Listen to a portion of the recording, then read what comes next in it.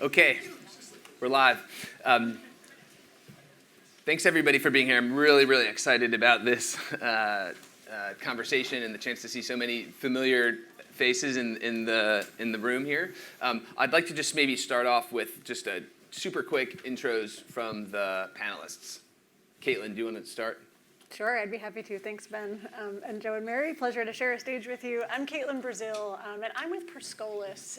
We are a national nonprofit that skills for tech careers. We work with about 5,000 adults annually and provide tuition-free immersive education to help people launch careers in technology.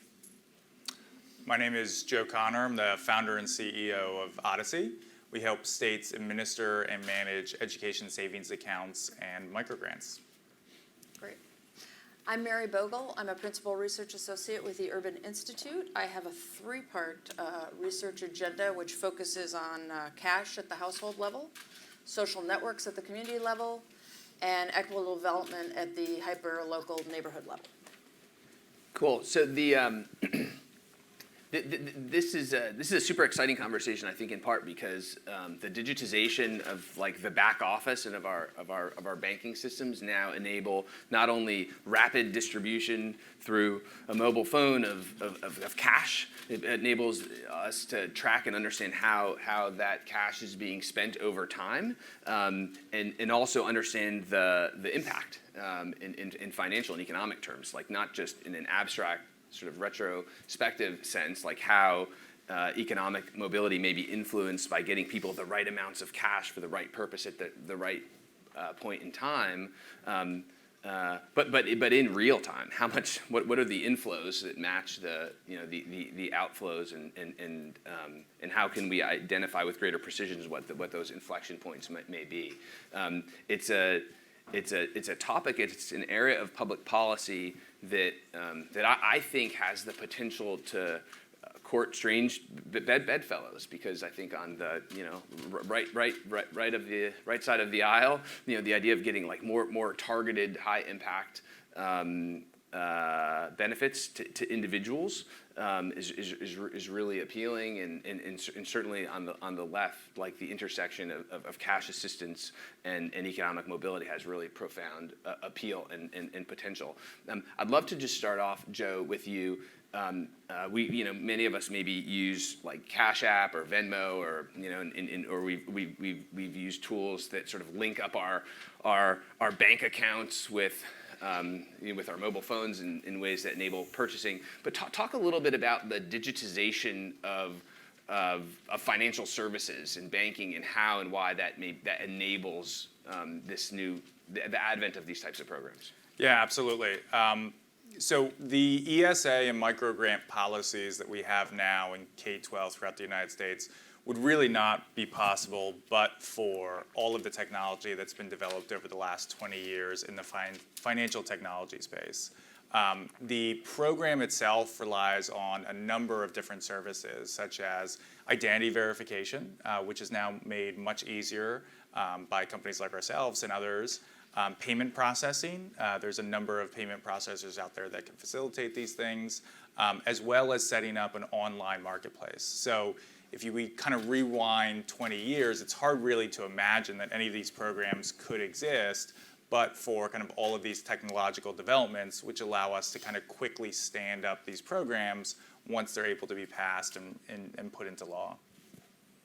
Awesome. Well, thank you so much for that. And it's fascinating to think about too, even in the context of this discussion in Nation at Risk, like some of those early like Title I voucher proposals, and how would those have gone? How would we have implemented those programs? What would that have looked like? How would we have like pre-digitization of banking gone about distributing cash or guarding against fraud and abuse in the system? Mary, can you give us an overview of the state of play, sort of even beyond the education context, what you're seeing around the country, and what maybe some of those programs look like, and if you could also maybe set us up with the vocabulary that we'll need for the conversation, whether it's in some of the key acronyms that maybe we should be thinking about. Great, yeah, sure. Well, probably, folks, it hasn't escaped anyone's notice that especially since the pandemic and the economic stimulus payments, there's been this enormous movement for guaranteed income in a lot of cities across the country. There's well over 100 pilots for guaranteed income going on across the country. And some of them are rising to a government level now, especially with ARPA funds.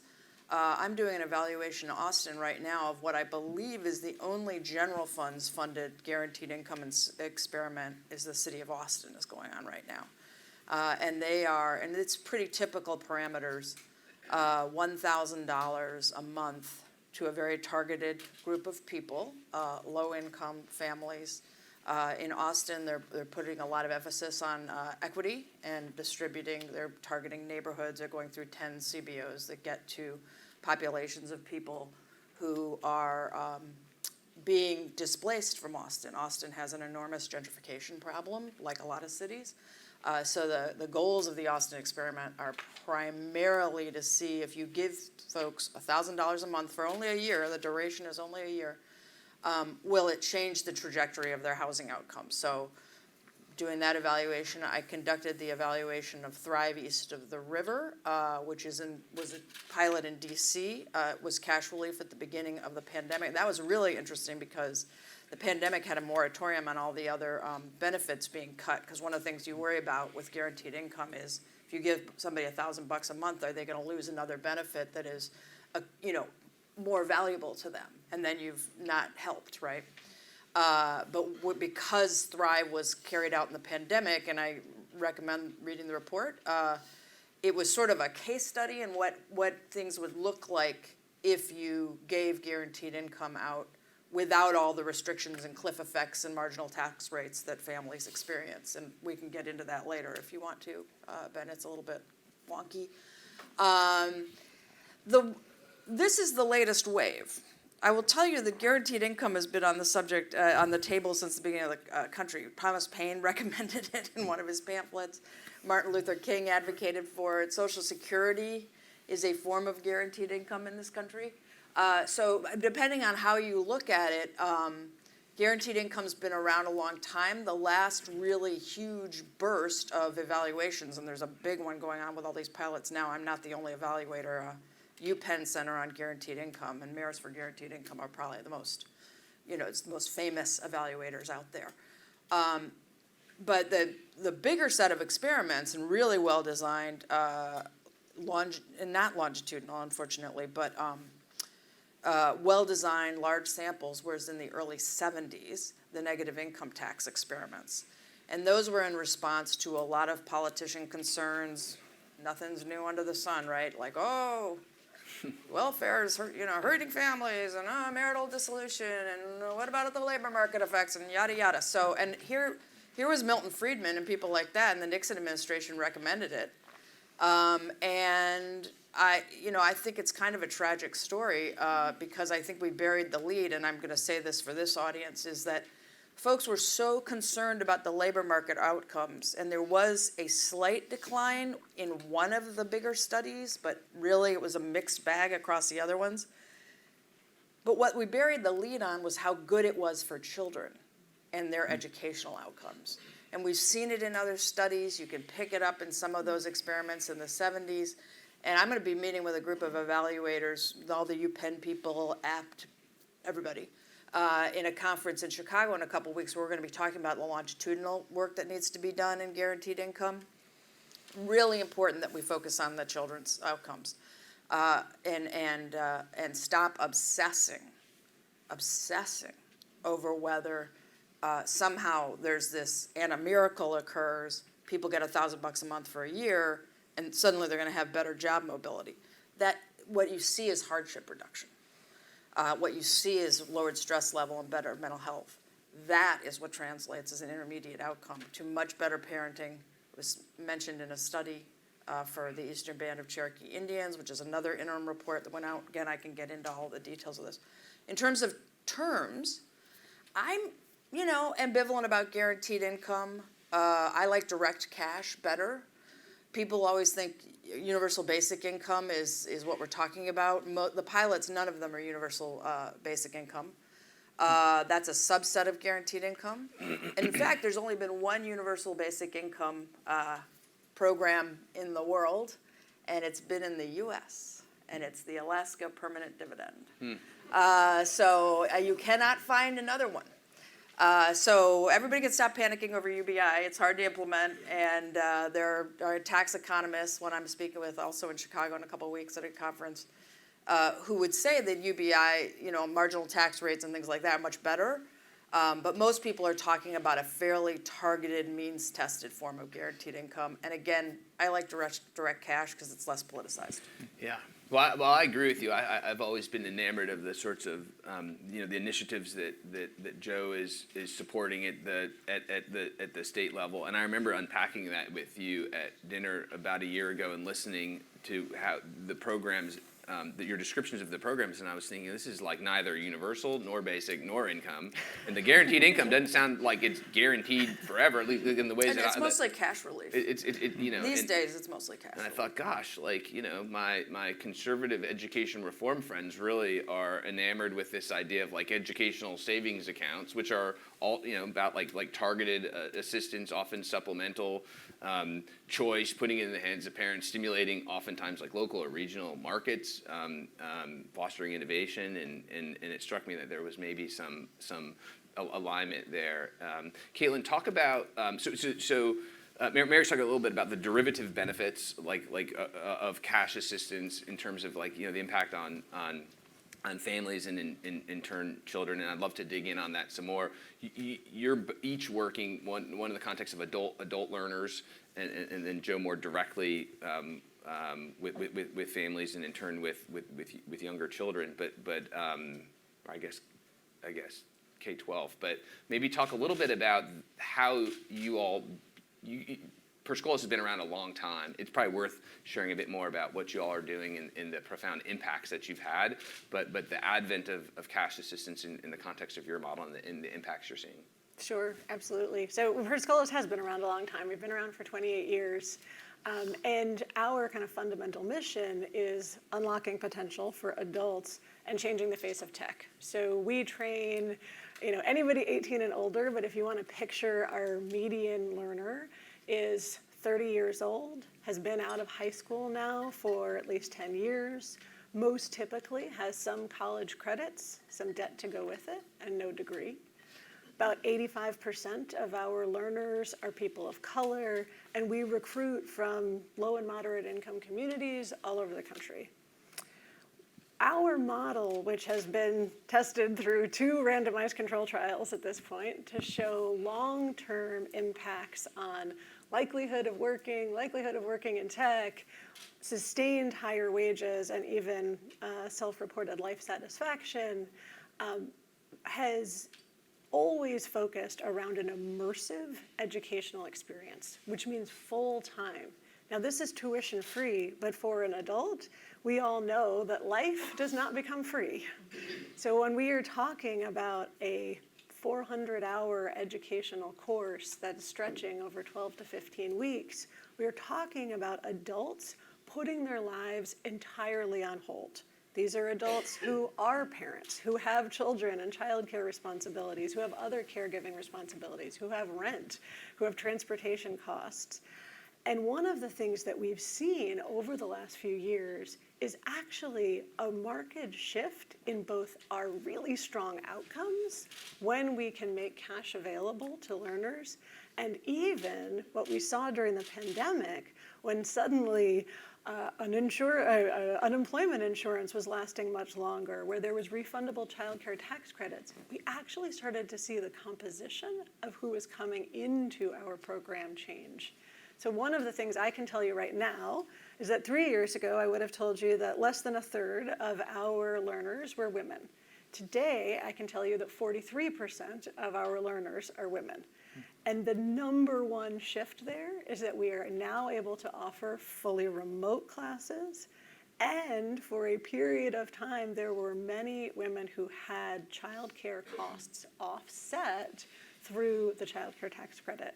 And we could see this happening in our own data and our applications in real time.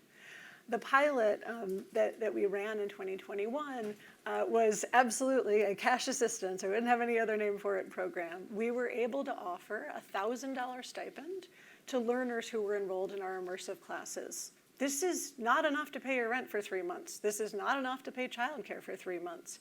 But it was enough to make an appreciable difference. And what we saw when we offered this $1,000 stipend, and we only had enough funding to be able to offer about half of our eligible learners, so we had an immediate comparison group, we found an 18% increase in the likelihood of graduating. Now, this is based on an 85% graduation rate, right? So we never imagined that we could see that level of change. And we saw a 10 percentage point increase in likelihood of getting an industry-recognized credential, and a 10 percentage point increase in the likelihood of getting a job within 4 months of graduation. So not only were we helping people persist to the finish line, but they were actually better prepared for the workforce when they got to that finish line. I'd like to come back and ask both you and Mary a little bit about the what you see as being the greatest levers. Like how do you hypothesize that those funds had the greatest impact? How were they being used and deployed? But before that, Joe, pick a state where you're implementing an ESA now. Talk about the dollars involved at a more macro level, the amounts that are distributed. How does it work? Sure, absolutely. So right now we're in the process of implementing a universal ESA program in Iowa. We actually go live with the application in 6 days. So very exciting times. But the way that the program works is it was passed into law and signed by the governor back in January. It had really been kind of a years-long effort by folks locally and nationally to get this program passed. And once it was passed, they ran an open procurement process, we were awarded, and then kind of started the actual nitty-gritty of implementation. And so I think one thing to be aware of with these ESA programs is there's been a lot of legislative activity, and increasingly, I think this year alone, there's been an additional 7 that have been passed. Altogether, there's about 18. 3 years ago, there were 4. So this is increasingly something that you're seeing at the state level. But from our perspective, passing the law is kind of half the battle. The other half is actually getting it implemented well.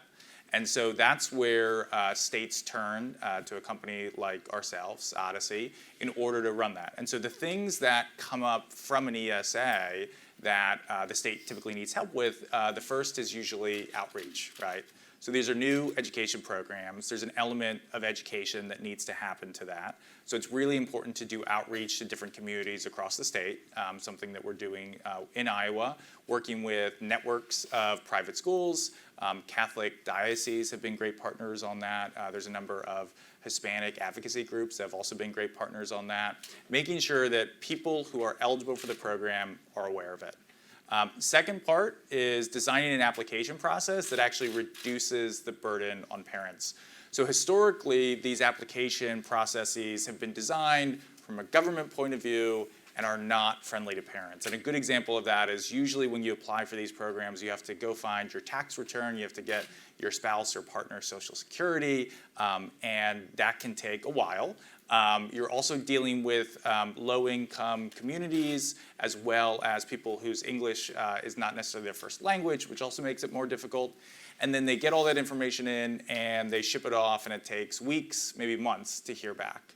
And so what we are doing closely with the governor's team in Iowa is designing a process that will actually allow parents to find out as soon as within 30 minutes whether or not they've actually been able to be approved for the program. And I think that's really important because these programs really are only as good as we make them accessible. And I think to date, a lot of the program design has been from the government point of view, understandably. But I think increasingly as these programs spread out, as they become universal, as we want them to serve more people, we need to design it with the parents in mind. Other things that we then help with are actually verifying the identity. So once again, in Iowa, we'll be rolling out a first-of-its-kind feature where we're actually utilizing existing state databases, where we're able to instantly verify that, yes, this person is a resident of that state, they're eligible for the program, therefore they're approved. We've also set up a marketplace, are handling payment processing. Those are kind of more general and terms. But those are kind of some of the interesting things that we're doing in Iowa. And I think one of the really exciting things is if we're able to kind of show a path forward for other programs, I think you'll increasingly see ESAs grow by leaps and bounds as we make them easier for parents to learn about, to sign up for, get approved, and actually utilize those funds.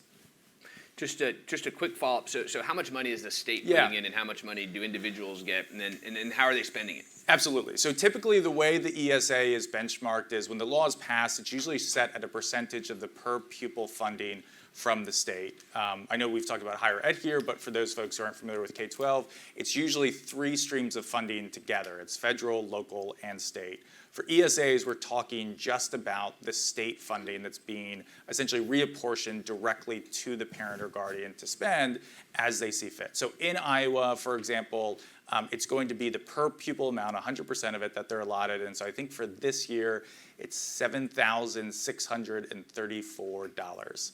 So each parent will receive that money once they've gone through the verification process and been approved.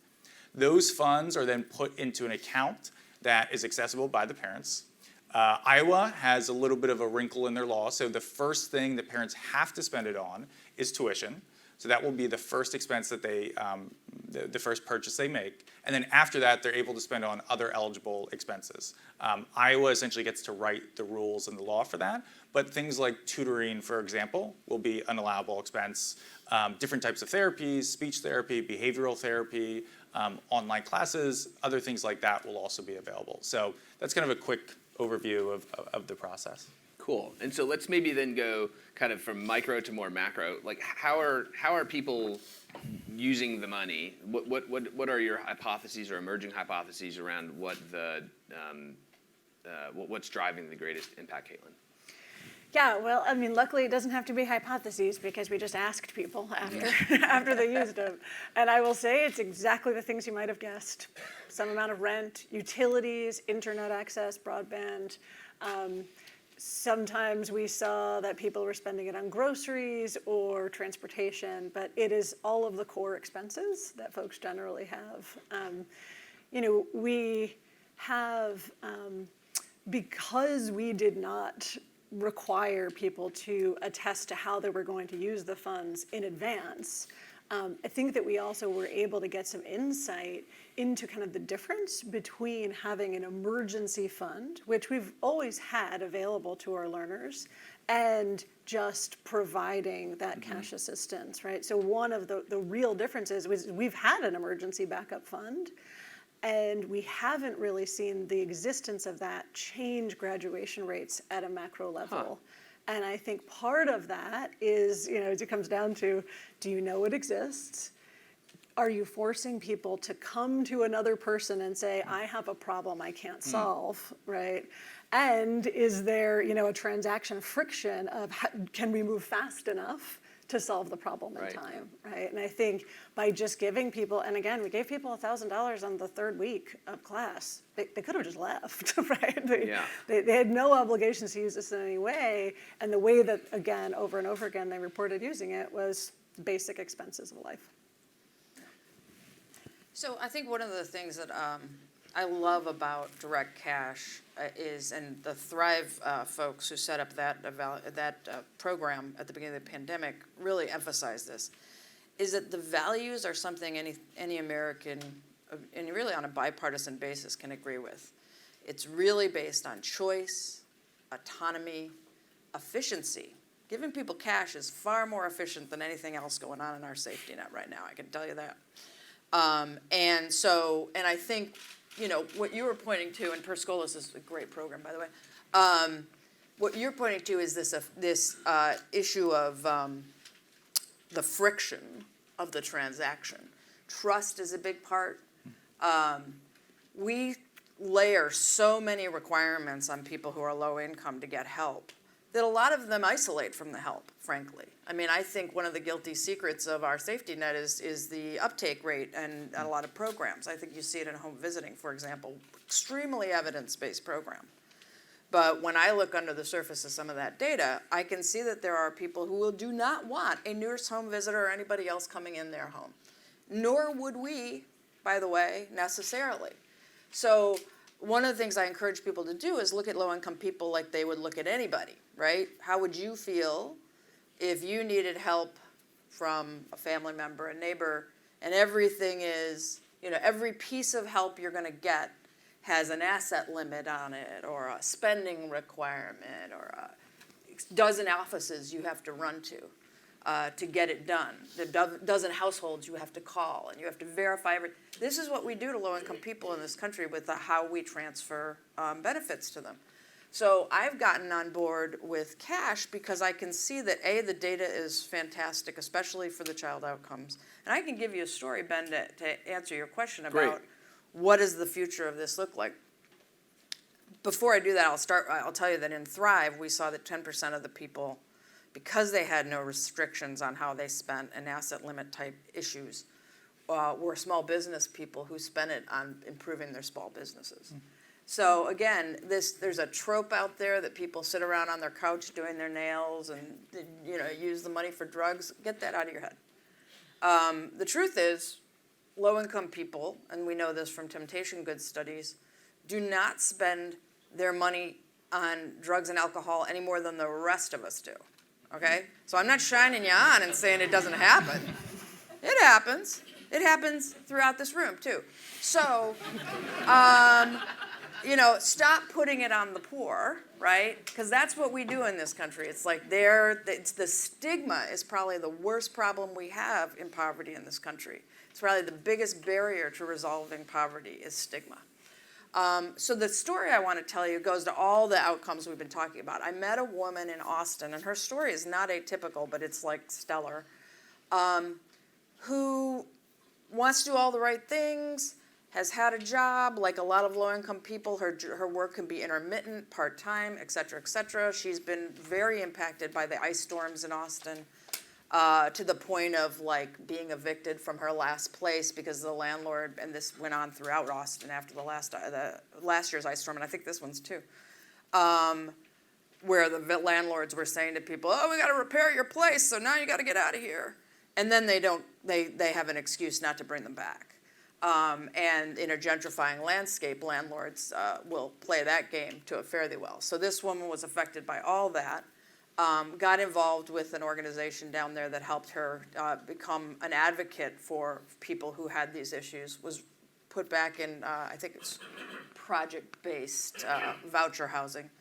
And when we talked to her about what she was doing with the money, she had in fact reduced her work hours slightly. And the reasons there were multiple reasons.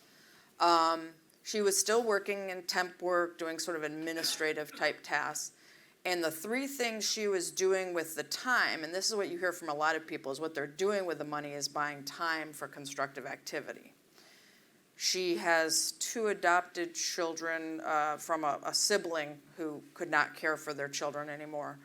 And so she's, doing the family thing. She has 1 child of her own. And she's gone to the schools to look at delays in learning that the kids have, especially learning loss from the pandemic. So she's putting in a lot more time at the school. That's one way she's recouped the hours. The other way she's recouped the hours is that she's improving her skills. She's taking some tech classes, things like that, because she knows the money's going to run out. Everyone we've talked to are quite aware that the duration of this is a year. They're not sitting back.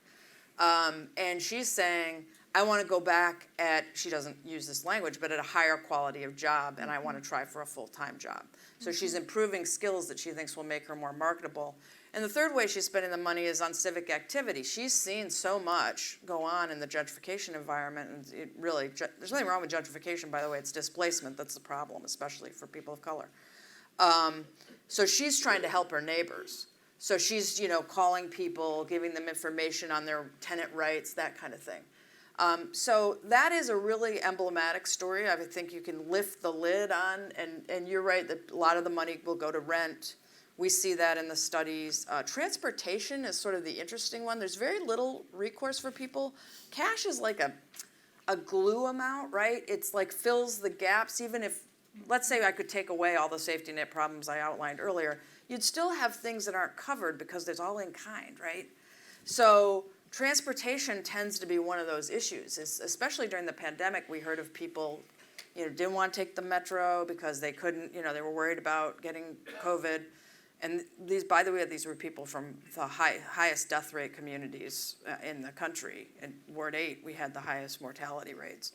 And they wanted to take Uber to work, so they went to work and they used the cash.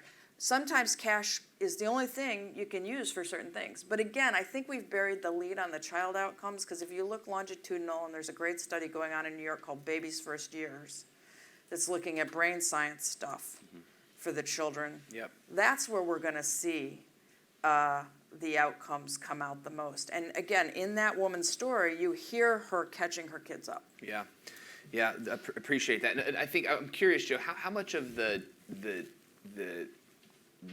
growth in state policy surrounding ESAs is driven by learning loss and driven by the pandemic, and how much of that is maybe like a broader secular trend?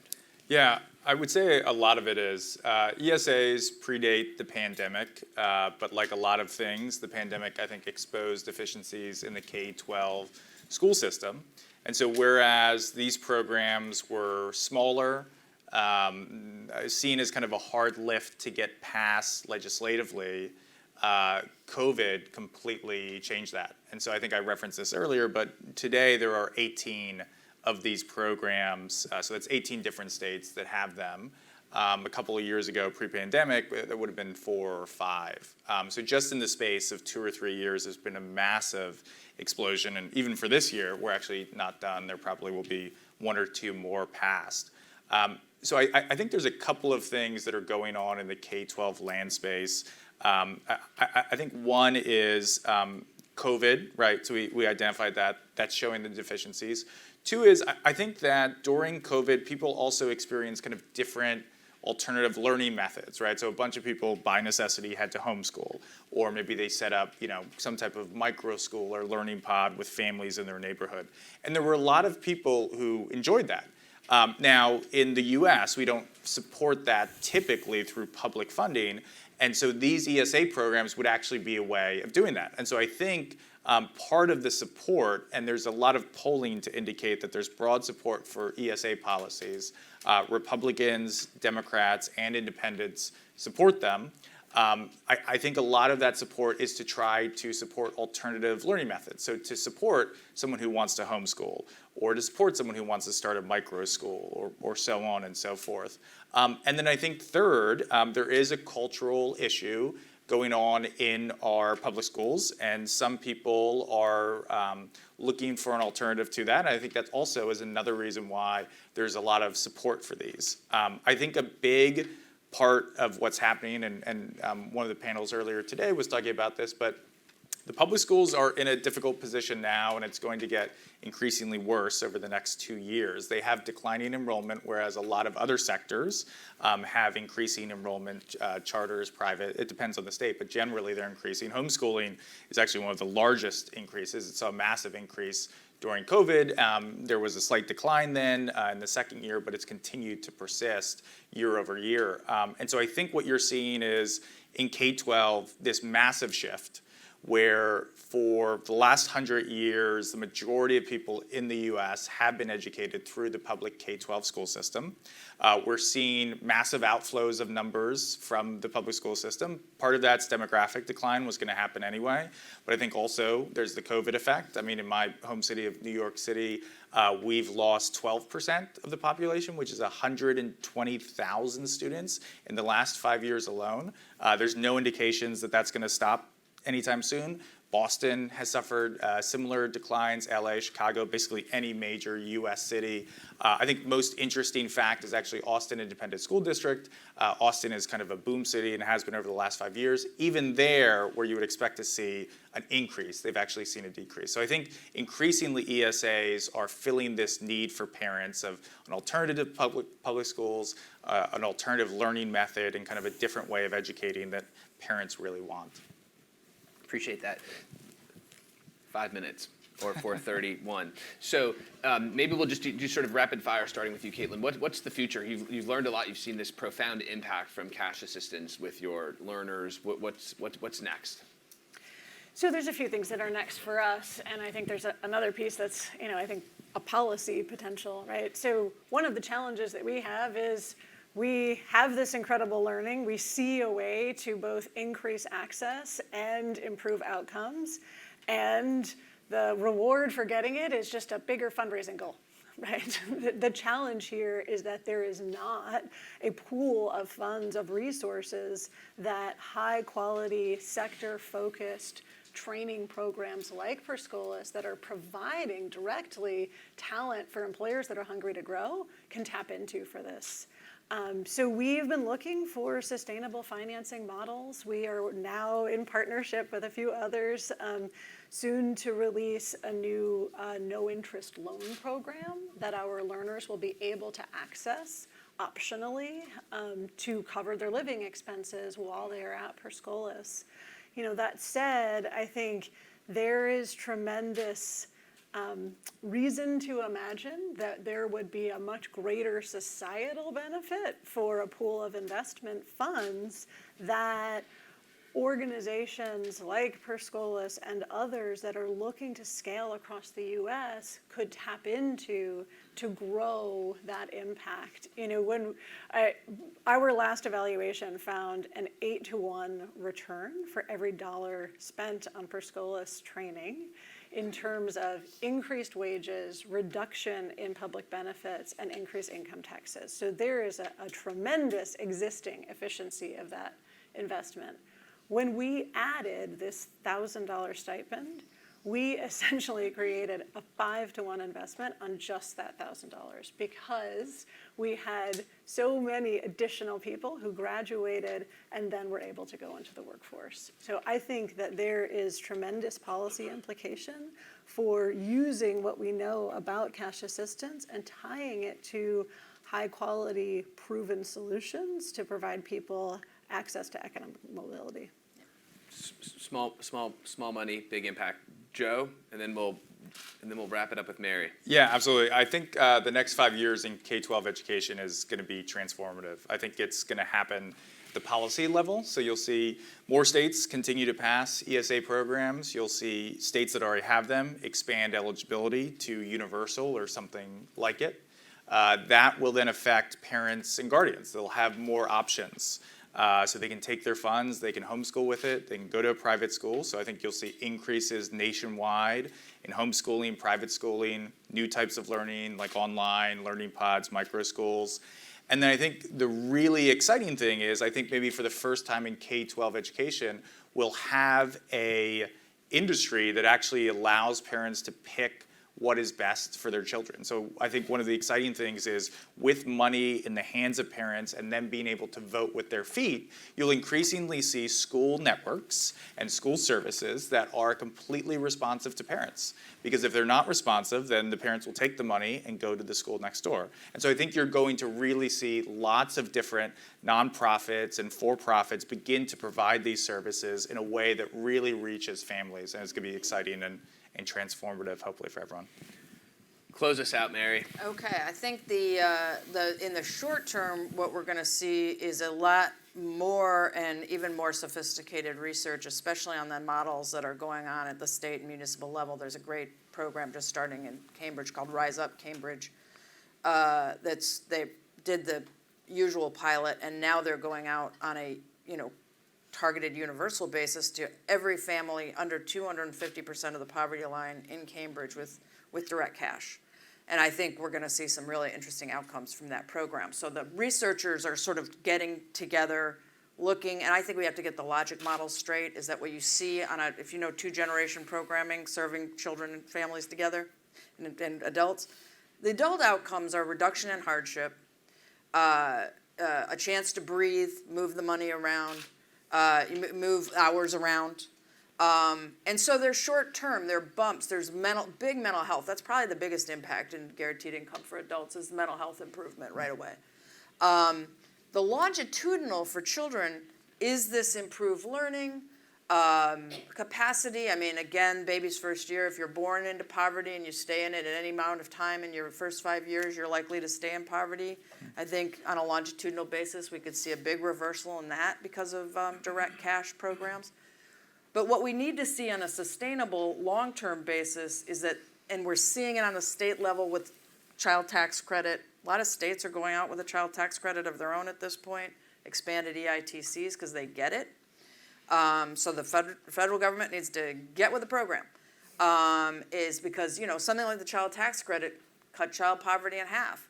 You could sustain that, imagine the results. I mean, I don't have to tell you, the results are huge. And so those kinds of things, but finding those sustainable mechanisms that don't put people through the maze of benefits that we do now, and making some deals across policy and bipartisan lines about it.